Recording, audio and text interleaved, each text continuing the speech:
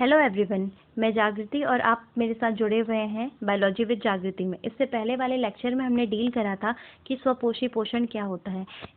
इस लेक्चर में हम ये देखेंगे कि विषमपोषी पोषण क्या होता है, कैसे होता है अमीबा में, पैरामीशियम में और मानव शरीर में। तो चलिए, सबसे पहले ये हमारे लिए समझना बहुत ज़रूरी है कि विषमपोषी पोषण होता क्या है।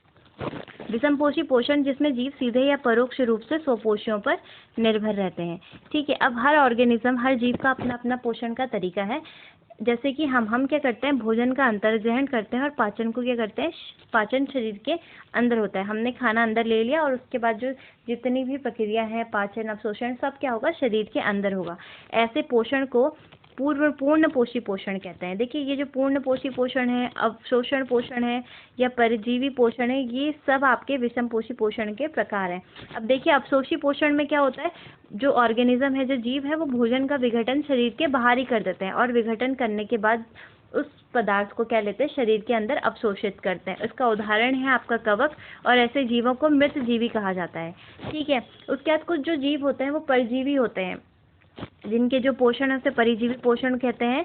और इसमें करते क्या है, वो पौधे या जंतुओं पर क्या करते हैं, उनको मारे बिना उनसे क्या लेंगे, पोषण लेंगे। ठीक, उसके बाद हम ये देखेंगे कि अमीबा में पोषण किस तरीके से होता है। अमीबा में पोषण किस तरीके से हो रहा है। देखिए, अमीबा में क्या होता है, आप डायग्राम में देख रहे हैं कि ये खाद्य पदार्थ है, जिसको लेने के लिए जो अमीबा है वो क्या बनाता है, कूटपाद बनाता है। अमीबा ने कूटपाद बनाई है। ठीक है, ये कूटपाद द्वारा खाने को क्या करता है, ग्रहण करता है। उसके बाद ये कूटपाद आपस में संगलित हो जाती हैं और खाद्य रिक्तिका बनाती हैं। अब हमारे लिए ये जानना ज़रूरी है कि खाद्य रिक्तिका के अंदर हो क्या रहा है। तो देखिए, खाद्य रिक्तिका के अंदर क्या होता है, खाद्य रिक्तिका के भीतर होते हैं एंजाइम्स, जिन्हें जैव उत्प्रेरक भी कहा जाता है। ये जो एंजाइम्स होते हैं, ये जटिल पदार्थ को इनका विघटन कर देते हैं सरल पदार्थ में। ठीक है, और जो सरल पदार्थ है वो विसरण द्वारा किस में चले जाते हैं, कोशिका द्रव्य में चले जाते हैं। आप सभी को मैं ऐसा मान के चलती हूँ कि आपको विसरण पता होगा कि क्या होता है। चलिए, अगर नहीं पता है तो मैं आपको बताती हूँ। देखिए, हम क्या करते हैं, धूप इस कमरे के इस कोने में चलाते हैं, लेकिन धूप की जो सुगंध है वो पूरे कमरे में फैल जाती है। तो क्या होता है, जो धूप के जो कण हैं वो इस वाले पोर्शन पे क्या है, ज़्यादा है, और दूसरे कमरे के दूसरे पोर्शन पे क्या है, कम है। तो विसरण में क्या होता है, जो कण है वो अपनी ज़्यादा सांद्रता वाली जगह से कम सांद्रता वाली जो एरिया है वहाँ पे चले जाते हैं। ठीक है, चलिए, इसके तो क्या हुआ है, कोशिका खाद्य रिक्तिका के अंदर जटिल पदार्थ आपका सरल पदार्थ में टूटा, उसके बाद उसका विसरण हो रहा है कोशिका द्रव्य में, और जो अपचित पदार्थ है उसका क्या हो जाता है, निष्कासन हो जाता है, या वो शरीर के बाहर निकाल दिया जाता है। इसके बाद हम देखेंगे कि पैरामीशियम में पोषण किस तरीके से होता है। पैरामीशियम का चित्र मैंने यहाँ पे ये बनाया है, और इसमें जो बाल जैसे मैंने डायग्राम बनाया है, या बाल जैसे जो स्ट्रक्चर्स बनाए हैं, इसको बोलते हैं पक्षाभ। ये जो पक्षाभ है, इसके जैसे दो काम होते हैं, एक तो ये गति में हेल्प करता है और दूसरा ये भोजन के लिए। अब ये भोजन में कैसे हेल्प करता है, अगर कोई फूड पार्टिकल या भोजन का कण इसके ऊपर आएगा तो ये इसमें गति होने लगती है, और ये खाने को कहाँ भेज देता है, पैरामीशियम के अंदर एक निश्चित या विशिष्ट स्थान पर भेज देता है, जहाँ पे खाने का क्या होता है, पाचन होता है। उसके बाद ये जो हमारी स्लाइड है, ये देखिए, ये एक मास्टर स्लाइड है। इसमें मैंने, आप इसको अपनी कॉपी में बना लीजिएगा, क्योंकि इसमें मानव शरीर का संपूर्ण पोषण लिखा है कि किस तरीके से, किस अंग में या किस जगह पे किस तरीके से खाने का पाचन होता है, ये सभी इसमें लिखा हुआ है। अब हम इसे एक एक करके डील करते हैं। ठीक है, सबसे पहले हम ये देखेंगे कि मनुष्य में जो पोषण है वो मुंह में शुरू होता है। मुंह में हमारे पास दांत होते हैं, हमारी जिह्वा होती है और लाला ग्रंथि होती है। जो दांत है वो चबाने और काटने के काम आते हैं। अब जो ये लाला ग्रंथि है ना, ये क्या करती है, लार, जिसे लार बोलते हैं हम, उसको स्रावित करती है। इस लार में एक एंजाइम होता है जिसे लार एमाइलेज बोलते हैं। ठीक, ये जो जीभ है ये क्या करेगी, लार को किसके साथ मिक्स कर देती है या मिला देती है, खाने के साथ, ताकि खाना निगलने में क्या हो जाए, आसान हो जाए। ठीक है, जब जीभ खाने के साथ लार को मिलाती है, तो हमने यहाँ पे पढ़ा कि लार में क्या होता है, एक एंजाइम होता है जिसे लार अमाइलेज कहते हैं। ये जो अमाइलेज होता है, ये क्या खाने में प्रेजेंट, खाने में जो कार्बोहाइड्रेट या मंड उपस्थित है उसको किस में तोड़ देता है, शर्करा में, लेकिन सिर्फ 30%। मतलब मुंह में जो मंड है या कार्बोहाइड्रेट है उसका क्या होता है, पाचन तो होता है, लेकिन सिर्फ 30% तक ही मंड क्या होता है, टूट पाता है, उसके अलावा नहीं टूटता। ठीक है, इसके बाद ये जो खाना है ये कहाँ जाएगा, हमारा ग्रसिका में जाएगा। ग्रसिका में क्या होती है, आपकी क्रमाकुंचक गति होती है इस तरीके से। ये जो क्रमाकुंचक गति है ये खाने को नीचे को धकेलने में क्या करती है, मदद करती है। अब खाना हमारा मुंह से कहाँ गया, ग्रसिका में गया, और ग्रसिका से हमारा जाता है खाना अमाशय में।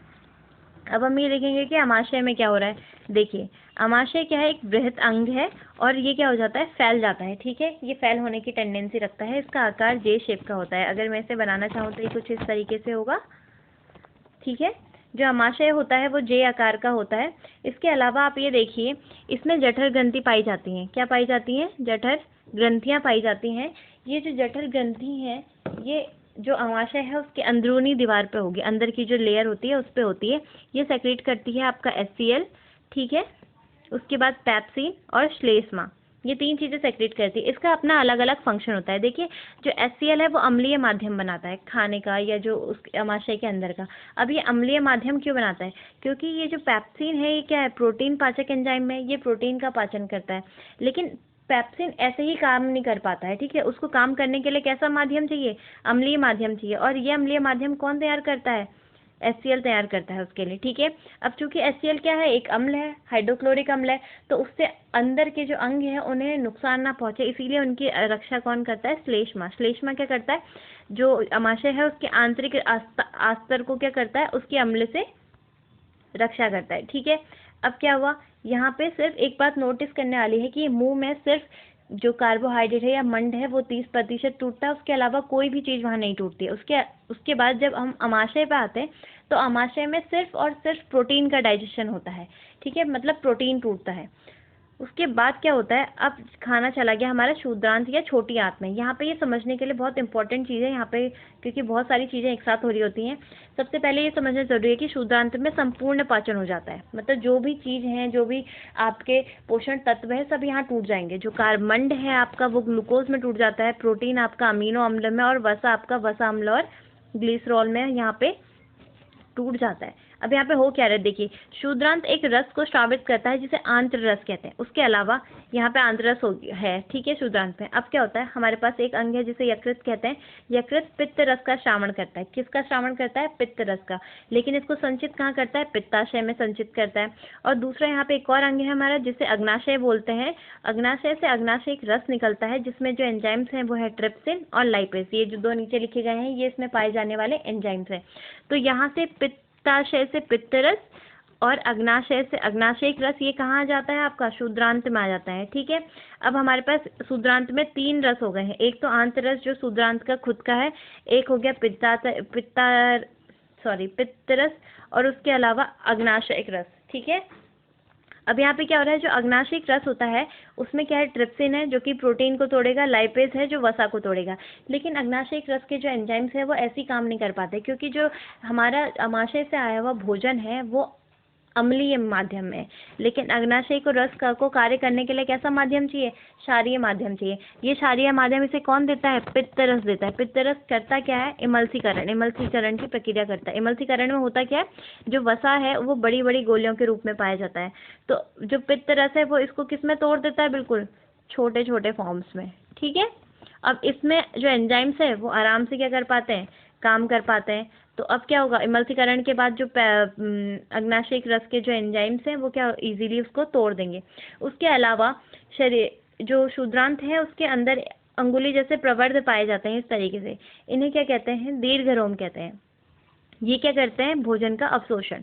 ठीक है, तो अभी तक हमने देखा कि यहाँ पे क्षुद्रांत में संपूर्ण रूप से सब चीज़ों का क्या हो चुका है, आपका विघटन, सब चीज पाचित हो चुकी है और उनका अवशोषण भी हो जा रहा है, किसके द्वारा, दीर्घरोम के द्वारा।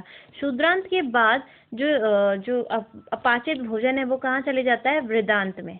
ठीक, वृदांत में क्या होता है, बिना पचा हुआ भोजन जाता है और वहां से जल का अवशोषण हो जाता है। जल का अवशोषण हो गया, जल के अवशोषण के बाद क्या होता है, जो अपाचित भोजन है या जो बिना पचा भोजन है वो गुदा द्वारा शरीर के बाहर हो जाता है। ठीक है, इसके अलावा मैं आपको यहाँ पे एक चीज़ बताना चाहूँगी। एक दो क्वेश्चंस एग्जामिनर पूछते हैं मानव पोषण में से। सबसे पहला ये पूछते हैं, जो जनरली पूछे जाते हैं, एक तो कि आपको रोटी थोड़ी देर बाद चबाने के बाद आपको मीठी क्यों लगती है। ठीक, क्योंकि हमने पढ़ा था कि जो आपका लार है उसमें कौन सा एंजाइम पाया जाता है, लार एमाइलेज। तो लार एमाइलेज क्या करता है, आपका जो मंड है उसको स्टार्च में या शर्करा में तोड़ देता है, ठीक है। इसकी वजह से हमें रोटी क्या लगती है, मीठी लगती है। दूसरा क्वेश्चन ये है कि जो शाकाहारी जीव होते हैं उनकी जो क्षुद्रांत होती है वो मांसाहारी जीवों की तुलना में ज़्यादा लंबी होती है। ऐसा क्यों? क्योंकि जो शाकाहारी जीव हैं वो घास खाते हैं, और घास में एक तत्व पाया जाता है जिसे सेल्यूलोज कहते हैं। जो सेल्यूलोज की जो पाचन की प्रक्रिया है वो बड़ी जटिल होती है। इसी वजह से क्या होता है कि क्षुद्रांत की लंबाई शाकाहारी जीवों में क्या होती है, लंबी होती है। जबकि मांसाहारी जीव जो कि मांस खाते हैं उसका पाचन जो और जो अवशोषण है ये सभी इजीली हो जाता है, जल्दी से हो जाता है, इसको इतना कठिन कार्य नहीं है। इसीलिए जो आपके मांसाहारी जीव हैं उनकी जो क्षुद्रांत होती है वो लंबाई में कम होती है, ठीक है। इसी के साथ मैं ये सेशन ख़त्म करती हूँ। मुझे उम्मीद है कि आपको मेरा ये सेशन अच्छा लगा होगा। अगर अच्छा लगा है तो आप इसे लाइक करें, इसको शेयर करें, और नेक्स्ट सेशन में हम श्वसन के बारे में पढ़ेंगे। धन्यवाद।